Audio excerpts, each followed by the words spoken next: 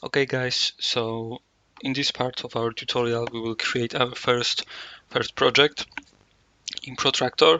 It is the time when we will start doing some real work. Okay, we will create a simple project, but first we should have a container, a folder for our project.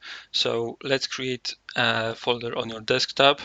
Usually desktop is not the best place to store your folders, your projects, but just for our need in this tutorial, desktop is fine for us now. And I will call my project something like first Protractor project. Okay, we've got a folder. Uh, Please enter that folder, and if you have downloaded git bash from the last part of the last section of our tutorial, you should be able to do a right click on your folder, okay, and click git bash here. So a command line will be launched,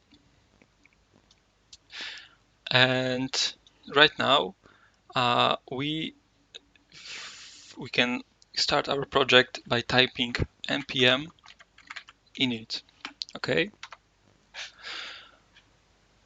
we should be able to uh, to save an information about our project.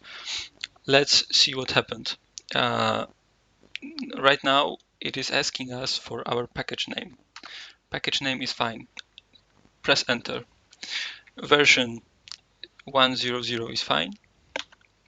Description, just a simple protractor project. Okay. Entry point is fine. Test command not needed for us. Git repository the same, not needed for now. Keywords, author, we can type our name. I will type my name. Okay.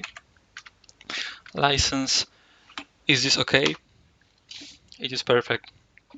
So the first file we should have in our project is package.json, which was automatically created by us, but when we've entered this info to our command line. Okay, so package.json is needed. If you followed last commands, you've got it. So let's proceed to the next step of doing the first protractor project.